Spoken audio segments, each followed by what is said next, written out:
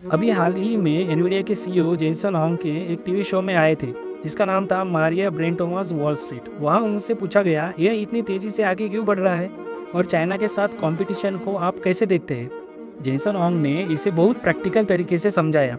उन्होंने कहा एआई तेज इसलिए बढ़ रहा है क्योंकि अब एआई सिर्फ सॉफ्टवेयर में नहीं है, यह एक प्लेटफॉर्म बन चुका है। पहले कंप्यूटर सिर्फ दिए गए रूल्स पर काम करते थे, आज एआई डेटा से सीखता है, पैटर्न समझता है और बेटर रिजल्ट्स देता है।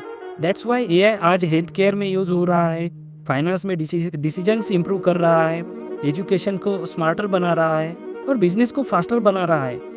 जेसन ने ये एक इम्पोर्टेंट पॉइंट ऐड किया, एआई को अफोर्डेबल बनाना बहुत ज़रूरी है।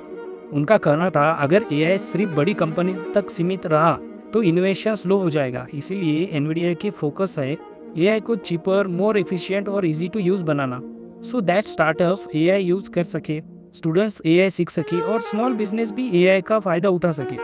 फिर बात आई चाइना कंपटीशन की। जेनसन ने साफ कहा चाइना के पास स्ट्रॉन्ग टैलेंट पूल है, वह बहुत अच्छे इंजीनियर्स है और वो फास्ट प्रोग्रेस कर रहे हैं। लेकिन उन्होंने ये भी क्लियर किया एआई कंपटीशन फियर से नहीं चलता, एआई कंपटीशन चलता है बेटर आइडियाज से, बेटर एग्जीक्यूशन से और कंटिन्यूस इनोवेशन से। उनके वर्ड्स में जो फास्टर इनोवेट करेगा वही लॉन्ग टर्म में लीड करेगा। उन्होंने गवर्नमेंट रिस्ट्रिक्शन और एक्सपोर्ट रूल्स पर भी बात की और कहा ये चैलेंजेस जरूर है लेकिन टेक्नोलॉजी हमेशा अडेप्ट कर लेती है। अगर एक रास्ता मुश्किल होता है तो कंपनीज दूसरा रास्ता खोज ही लेती है।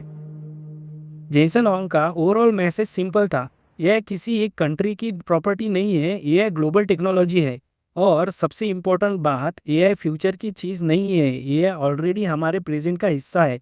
तो सवाल ये नहीं है यह अमेरिका में आगे है या चाइना में आगे है, सवाल ये है क्या हम एआई को सीखने और यूज़ करने के लिए तैयार हैं, क्योंकि जो एआई को समझेगा वही आने वाले समय में रिलेवेंट रहेगा। एआई को इग्नोर मत कीजिए, एआई को समझिए, उसे ज़्यादा से ज़्यादा यूज़ कीजिए। So for more and updates keep in touch. Thank